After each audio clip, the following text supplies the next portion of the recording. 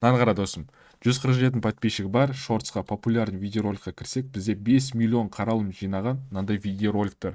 Қазір мен саған осы видеороликті қалай жасау керектігін көрсетемін. Көрсетпестен бұрын достар, мына не бейнеролик екенін қазір сіздерге көрсетіп кетейін.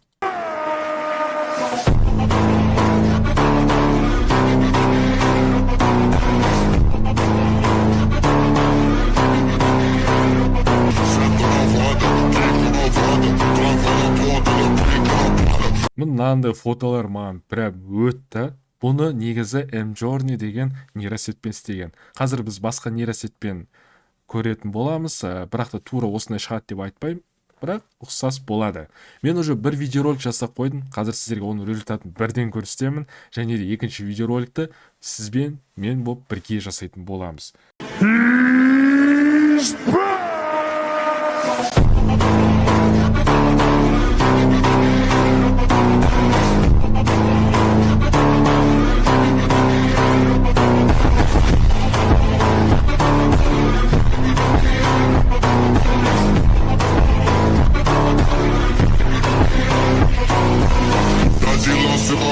Segurando, olha via safada relaxando, olha a pica safada sem vergonha, vai sentando na pica doida de maconha, pede atenção pro bagulho é doidão, trava essa puta quicando safada, senta malvada, quica malvada, trava na ponta da pica e não para, senta malvada, quica malvada, trava na ponta da pica. Осындай видеоролик, егер де сізде осындай видеоролик жасағыңыз келсе, онда бейнероликті соңына дейін көріңіздер. Қазір сіздерге бастан аяққа дейін көрсететін боламын. Прям сіздерге бұл ақпаратты чайнап беремін, сіздерге тек қана жұту ғана қалады. Ең бірінші мен 10 мемлекет таңдап аламын.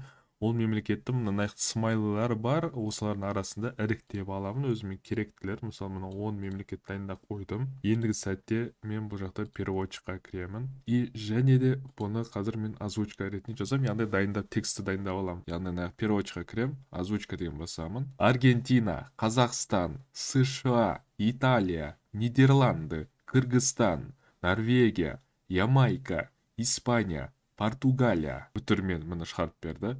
Біздің 10 мемлекетіміз дайын. Келесі қадам бізге промпт дайындау керек. Нейронкаға салу үшін біз промпт жазамыз, а промптты біз ChatGPT арқылы алатын боламыз. ChatGPT арқылы сіздерге дайын промпттар дайындап қойдым шаблон ретінде. Оны мен Telegram группамнан таба аласыздар. Мысал ретінде ол мына промпт болады. Қазір сіздерге көрсетіп кетемін. Мысалы, мына промпт болады, осыны скопировать етіп қояйын. Сіздер бұны скопировать етіп аласыздар да, ChatGPT-ге кіріп жазасыздар да, және де төмен жағына жазасыздар. Осындай ұқсас промпт керек маған, орысша жазасыздар, осындай ұқсас промпт керек, және де бірақ та басқа мемлекеттер. Олар нандай деп 10 мемлекетті сіз іріктеп өзіңіз қалағанша жазатын боласыздар. Мысал ретінде мен мына жаққа былай жазып кеттім. 10 раза промпты ты мне написал. Еще нужно мне, но нужно другие страны. Мысалы, төмен жағында бана таңдаған іріктеген спискті осы жаққа енгізіп, және де бастым. И все, маған мына промпттар дайындап берді. Бұл промпттар не үшін керек десеңіздер, қайтадан айтып кетейін, бана фотоларды жасау үшін нейросет арқылы. Конкуренттің видеоролигында нейронка Midjourney'ді қолданады, ал біз Leonardo AI-ды қолданамыз. Егер де конкуренттің видеоролигында біз сізде жасағыңыз келсе, тура соны ұқсатып деген сияқты, онда осы бейнероликті лайк басып кетіңіздер. Осы бейнероликті көп лайк жинап алатын болса, мен онда Midjourney арқылы фотоларды жасайтын боламыз. Қазір бірақ та Leonardo AI арқылы жасаймыз.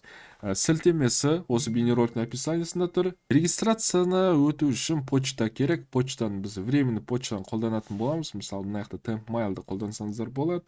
Так, emailға жасамыз. Одан кейін пароль ойлап табамыз. Код келді. Кодты Leonardo AI-ға қоятын боламыз. Аккаунтты сохранить етіп қойыңыздар. Бүгін мысалы 150 кредитті қолданып тастайсыздар. Одан кейін келесі күн сізге тағы да 150 кредит береді.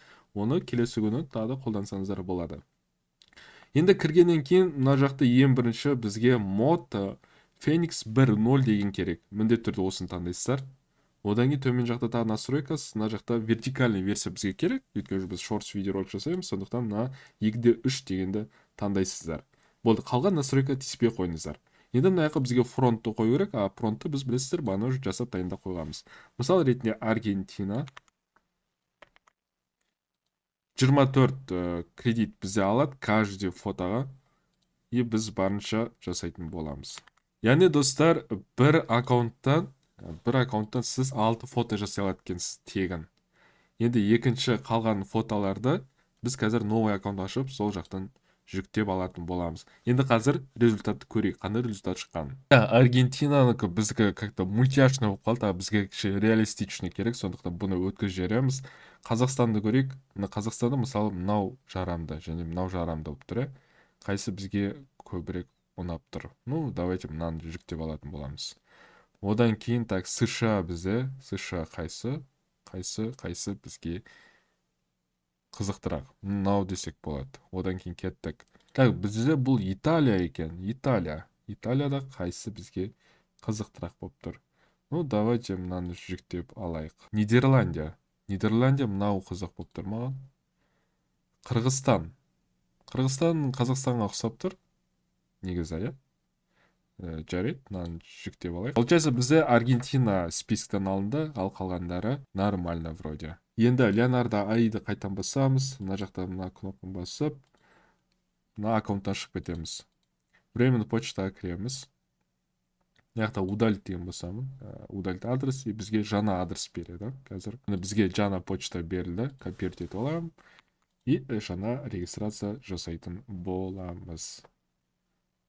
Так, пароль бізде. Мынандай пароль, дайын пароль қойса сақты болады екен. Так, верификация код. Күтейік. Так, верификация код келді. Бұны енді подтверждение жасаймыз. Бұны да сохранить етіп қоямыз. Міндетті түрде, чтобы ертең тағы да осы аккаунтты қолдану үшін. Қайттан настройкасын жасаймыз. Феникс 1-ге таңдаймыз. Яқта 2-де 3. Аргентина қалды. Аргентина жазып, сделай registration prompt деп, чтобы бағанағыдай мультяшный болып қалмау үшін. Ух ты, Норвегия күшті болып шықты. Норвегия, знаете, наверді алсақ болады, потому что нан көзі жанып тұр. Біз қазір видео жасаған кезде көзі жанатындай болады, и несі фигурасы тоже жанатын болады, сондықтан маған мынау ұнап тұр. Сондықтан жазып аламын. Так, Ямайка бізде. Ямайка тоже как-то мультяшный болып тұр негізі. Бірақ та енді қайсын біреусін таңдаған дұрысырақ негізі. Мүмкін мынаны таңдай салармыз.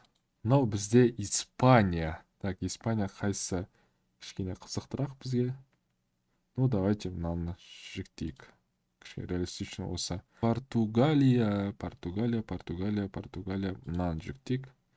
И бізде Аргентина фотомыз. Даже флагымен шығарып беріпті, иә? Ну, давайте кішкене разнообразие жасайық, одно и то же емес. Мынау мысалы, мынаяқта формасы кішкене басқашалай болып тұрды, төртеуінен қарағанда, үшеуінен қарағанда. Сондықтан мынаны жүктеймін.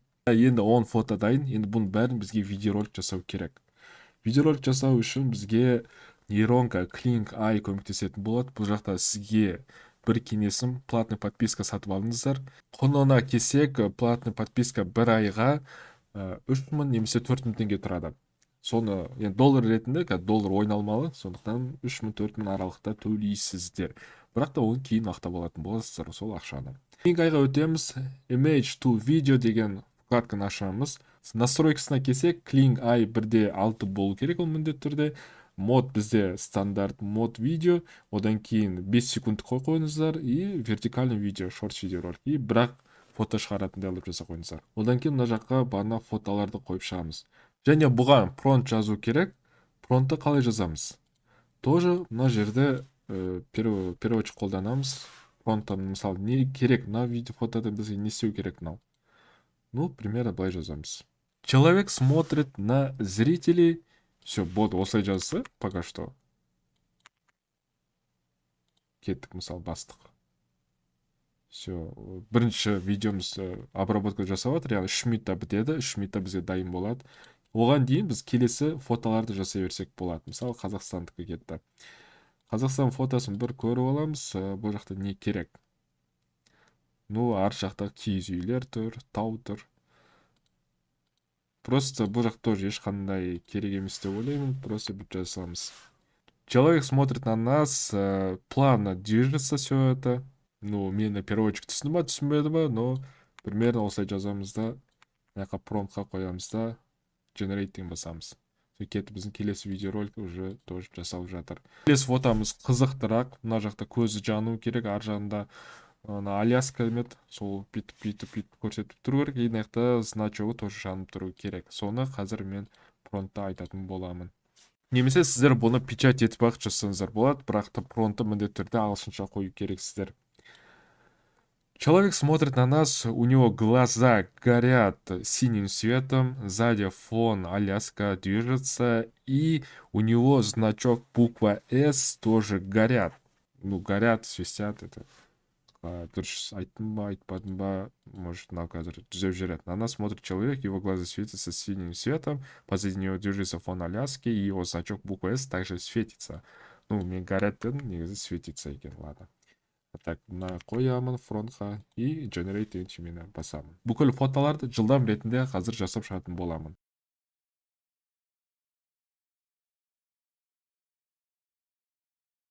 Видеороликтарды уже дайындап қойдым. Қазір соңғы видеороликтар жасалып жатыр. Бұның результатын қазір мен монтаж жасап жатқанда көретін боласыздар. Оған дейін қазір енді бізге тексттарды дайындау керек. Текстті дайындау үшін бізге Photoshop керек. Photoshop'та сол шаблонды қолданамын, яғни 1080-1920 вертикальный версияда.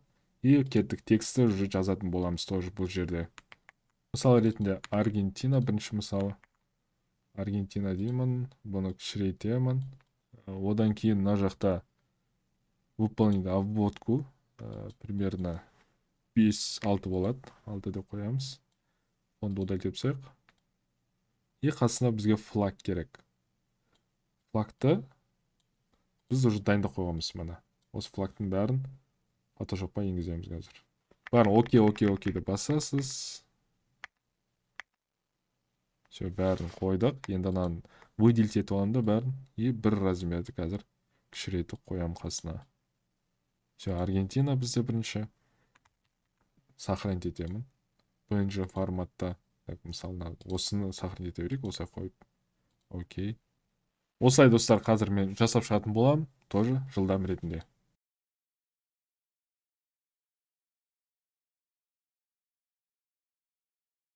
Тексті дайындап қойдым. Және осындай PNG формат дайындап қойдым. Яғни бастапқыда бұны қолданамыз. Бұны тоже сіздерге керек болса, Телеграмға қалдырып кететін болам. Мысалы, Қазақстанның қаһарманы. Бұны жүктеп алу үшін, енді барлық видеоны жүктеп аламыз. Дұрыс жүктеу үшін, наяқта негізі CleanKai деген өзінің сөзі тұрады. Бұны алып тастау үшін просто скачать деген қасында наяқта watermark без этого деген сияқты екінші вкладка тұрады. Осыны басасыздар. Осыны жүктесеңіздер, наяқта ешқандай сөз болмайды. Енді осылай барлық видеороликті қазір жүктеп шығатын болам. Так, барлық видео жүктеп болдым. Яғни бір видеоролик бізде бұл жақта 200 кредит кетеді. Егер де сіз платный подписка алып алсаңыз, сізге келесі күн 150 кредит па, 160 кредит береді. Онда уже 10 фото емес, сіздер кішкене азырақ жасайтын боласыздар. Немесе 2 күнде бір видеоролик жасап отырсаңыз болады, сол кезде мысалы 10 фотоны жасай аласыздар. Айта кетейін достар, мысалы сіз YouTube'қа видео салған кезде 2-3 видеоролик алда жүру керексіздер. Чтобы сіздер бір уақытта тоқтап қалмау үшін всегда запасы видеоролик болу керек. Енді соңғы қадам монтаж арқылы видеоролик жасау. Кеттік. Барлық файлды қазір енді мына жаққа жүктейтін боламыз. Так, бірінші бізге мына видеороликтарды жүктеп алайық. Сосын образец ретінде бағанағы конкурентін видеоролигін жүктеп қойдым. Не үшін десеңіздер, ол сол жақтағы музыканы алу үшін. Қазір көрсетемін. Мысалы, мына видеороликті жүктеп алдым. Және бастапқыға бізге Суперменнің өзі керек. Мен бұрынғы қолданған видеороликті қайттан осы жаққа қолданатын боламын. Және бағанағы 10 тексті қайттан осы жаққа жүктейтін боламыз. Все, бізде бүкіл материалды жүктеп қойдық. Енді қазір сіздерге бір сыйқыр көрсететін болам. Қараңыздар. Мына жаққа бағанағы біздің конкуренттің видеоролигін жүктейміз. Енді, мысалы, мынақта каждый раз переход болады, каждый мемлекетке. Бұны біз өзіміз ручной бөліп отпау үшін мышканы оң жағын басамыз. Разделить цену дегенде бассақ, қазір бізге автоматически капут өзі бөліп береді, каждый цена.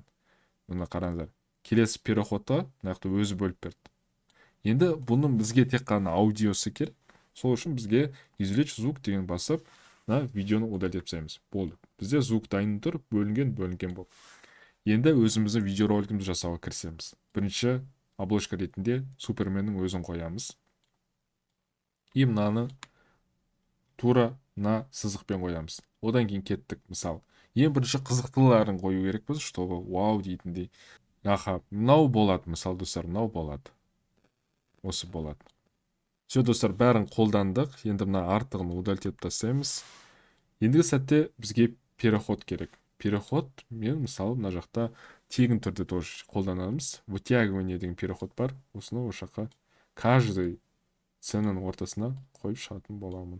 Одан кейін бізге бағана тексті қоямыз. Ол үшін бірінші мынадан бастаймыз. Photoshop'ты сразу төмен жағына қойдым. И мына видеода сразу осылай қойылыптыр.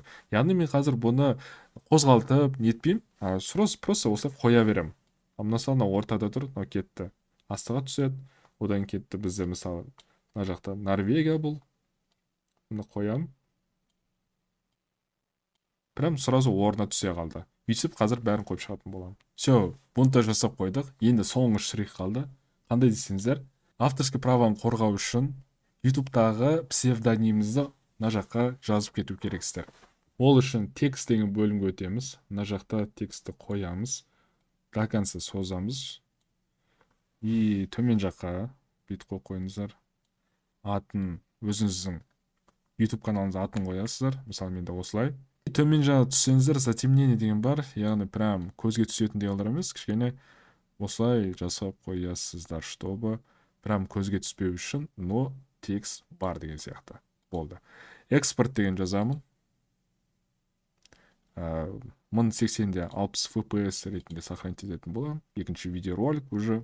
Осылай достар, сұрақтарыңыз болса комментарий жазып кетіңіздер. Қазір бейнероликтің результатын көретін боласыздар. Если что, ұнап жатса лайк басып кетіңіздер. Қалай лайк көп болады, содан кейін мен екінші осын бөлім шығаратын боламын. Ол кезде уже біз Mjourney арқылы істейтін боламыз, және бағанағы конкурентный видеоролигындай ретінде күшті қылдырып шығаратын боламыз.